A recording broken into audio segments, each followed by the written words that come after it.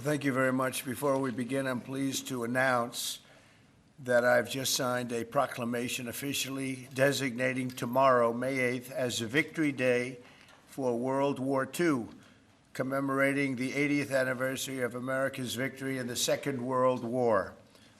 All over the globe, our World War II allies are celebrating this week, but the United States has never joined in with the proper celebration of our own, and the victory was mostly accomplished because of us. Whether you like it or not, we came into that war and we won that war, and we had a lot of help from a lot of great people, a lot of great allies. But I think there would be nobody that would say that we were not the dominant force in that war, and we don't celebrate it. And I think that's a great disservice to the people that lost their lives and people that fought so hard in winning World War II, and also a separate Victory Day for World War I, and we're going to be doing that too. It was American tanks and ships and trucks and airplanes and service members that vanquished the enemy 80 years ago this week. Without America, the liberation would never have happened. And so we have to pay tribute and homage to those people that gave us victory.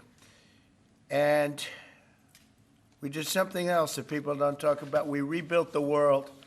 All of these countries that were destroyed, we helped them rebuild. And that's something that, for the most part, others did not do. So with this proclamation, we are hereby honoring the incredible sacrifice and heroism of millions of Americans who served in World War II, along with the unprecedented mobilization, home front that helped deliver this great triumph. All Americans should take pride in what these incredible patriots have achieved. So I just want to say happy Victory Day to all. So we are celebrating every year now. I can guarantee for 4 years, but I think after that we're going to have 2 Victory Days, World War I and World War II. This is World War II Victory Day. In the future, we're going to have a major celebration of each day. We're not going to have days off because we don't have enough days in the year. We have too many celebrations already. But we're going to have Victory Day and for World War I, World War II. And without us, those wars would not have been won. I think we can say that, would not have been won. And I think it's time that the United States starts taking credit for their achievements. And I really believe it's a shame. You know, I was watching for the last week, and I noticed France, I noticed other countries all getting ready for Victory Day. And I said, that's sort of strange, because David just added something. He said, we also rebuilt the world. And I didn't have that, and I should have that. That was a big factor. But I noticed all of the countries, Russia, having a big day tomorrow. And by the way, they lost millions of people, and they were absolutely a major factor. But there was no major factor like us. We won the war, and we won it with the help of others. But everybody was celebrating but the United States of America. And I said, you know, I think it's time that we start celebrating victory. And that's what we're doing. So now for the reason that we're here, but I asked David, would it be appropriate if I did that? He said, absolutely. That's a big thing that we're doing on your swearing in, very big thing. But now for the real reason, and a reason that I'm very proud of because he's been my friend for a long time. We're swearing in our next ambassador to the People's Republic of China. What timing, David, what timing? Only you could have picked this timing. It's your fault. I picked him a long time ago, but it just happened to come due on a pretty important date. But our friend David Perdue, Senator David Perdue, joining David this afternoon are his incredible wife Bonnie, who's been at his side for a long time, their sons David and Blake, their daughter-in-law Danielle and daughter-in-law Charlotte, and their grandsons David, Hudson, and Jack. That's a beautiful family. Congratulations. I didn't think you had it in you, David. That's really something. That's pretty amazing. Look at that. Our new ambassador brings to this position a lifetime of experience at the highest levels of business and politics, and he is at the highest level. Over 4 decades in business, he rose to lead several major American corporations, including as the president and CEO of the footwear giant Reebok, where he did very well. He did a great job. And later CEO of Dollar General. Likewise, he did a great job. David also lived and worked in Singapore and Hong Kong for several years, developing a wealth of experience negotiating and doing tremendous business deals for lots of different leaders that he worked with. Following his tremendous business success as an executive, David stepped forward to serve America in government, and as we all know, in 2014, he was elected United States Senate in Georgia, and he was very popular, very respected from day one. He served on the Senate Foreign Relations Committee and was a tremendous partner to our administration during my first term. I dealt with him a lot, and he solved a lot of problems. Now I'm entrusting David to help manage one of America's most complex and consequential foreign relationships, and I know he'll do a fantastic job. As our lead diplomat in Beijing, David will work to promote American interests and stability in the Indo-Pacific, help stop the flood of Chinese fentanyl across our borders, which we have to do. We lost, I believe, 300,000 people last year. Seek fairness and reciprocity for the American worker, ensure the safety of our citizens overseas, and promote peace in the region and in the world. And I'm confident that he will do an exceptional job. He's an exceptional man, and make our country very proud and make our country very safe, too. So, David, I want to congratulate you. This is as big as it gets, and the timing is unbelievable, but it's time that we have somebody like this. This is a very, very extraordinary man, and you're going to do a fantastic job. And say hello to President Xi when you're over there, please, okay? Thank you very much. Marco, would you do the service? Thank you.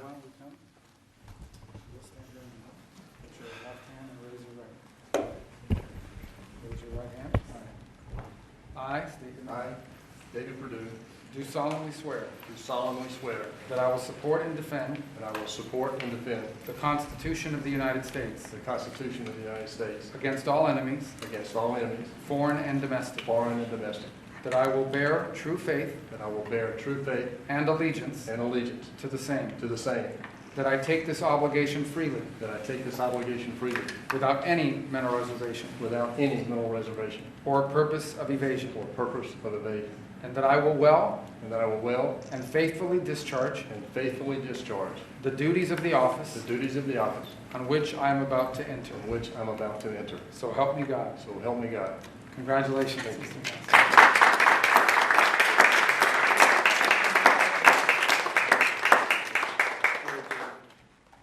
David, would you like to say something? Mr. President, I'm humbled to be in this office today. I love what you've done with this office. I like the Declaration of Independence. Yeah. I want the world to know that I know this man personally. He loves this country, and I am glad to be your man in China. Thank you. Thank you, David. I think just for the sake of formality, here we go, David. Come on up. Come on up here, Bonnie. That's what it's all about, right? And now we send you on your way. Lots of luck. Yes, sir. We're right behind you, David. Look forward to seeing you over there, sir. Okay, have a good time. God bless Thank you. you. Congratulations, everybody. Congratulations. Any questions, please? Mr. President, the Treasury Secretary just told lawmakers that a tariff exemption for certain baby items like car seats is under consideration. Will you exempt some products that families rely I on? don't know. I'll think about it. I don't know. I really don't. I want to make it nice and simple. I'm not looking to have so many exemptions that nobody knows what it's doing. We have to make it very simple, but I'll take a look at it. Yep. Mr. President, there are rumblings in Washington that some House Republican moderates are opposed to defunding Planned Parenthood in this year's reconciliation package.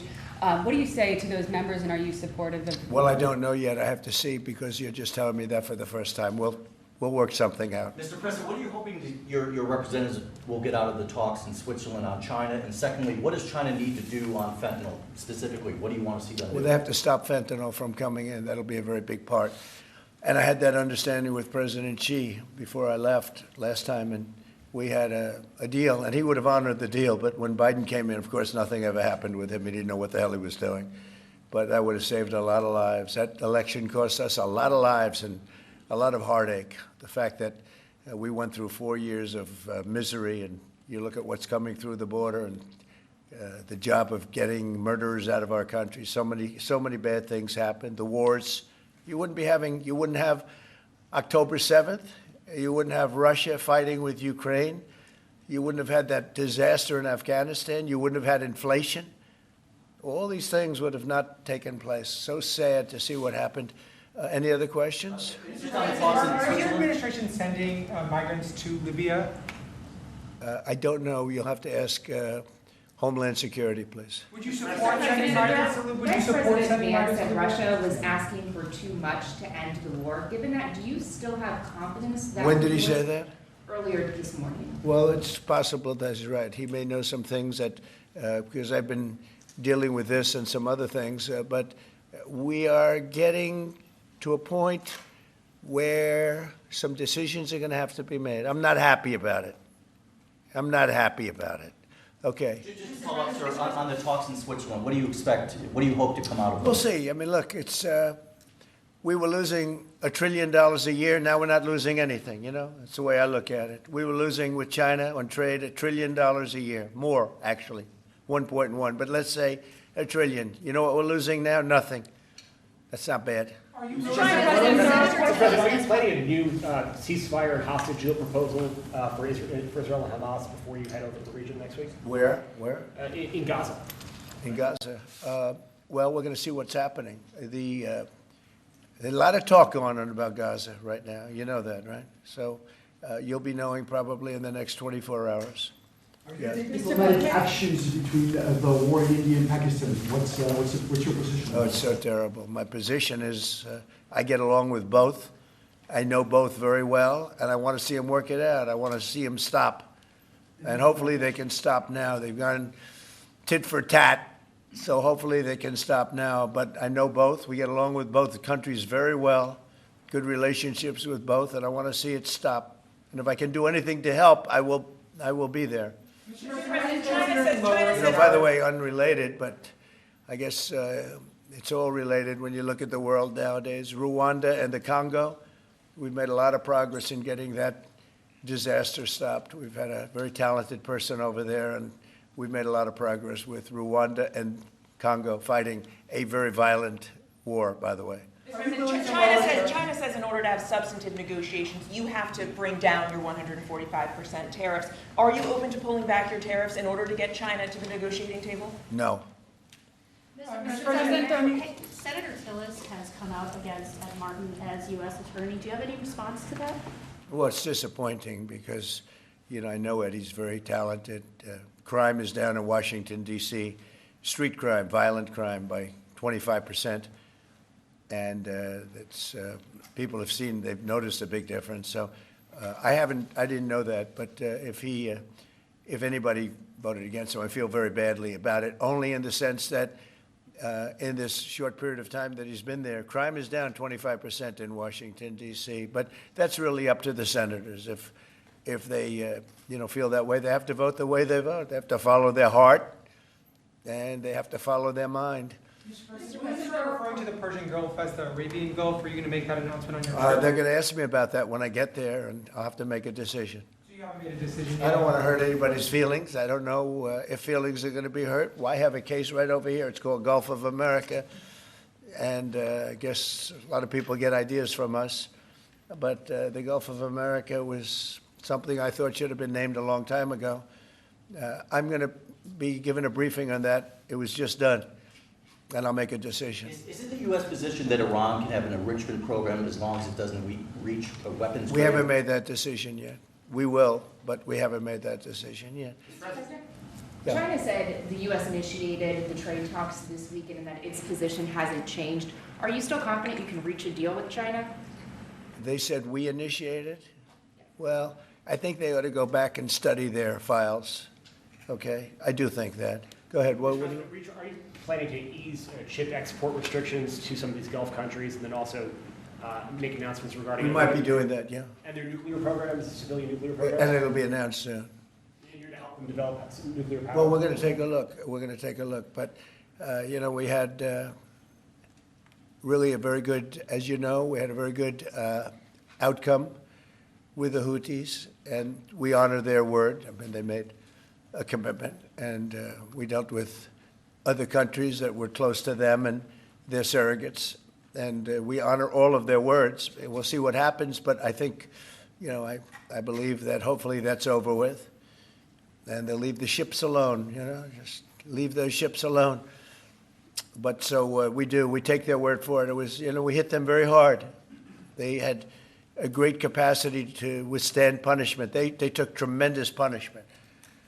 And, you know, you could say there's a lot of bravery there. That it was amazing what they took. But we honor their commitment and their word. They gave us their word that they wouldn't be shooting ships anymore, and we honor that. I want to thank you all for being here. I want to congratulate David Perdue and his family. He's going to be really an incredible ambassador to China. I have no doubt about it. And we're going to work together very closely. Thank you all very much. Thank you. Thanks, everybody. Thank you, David.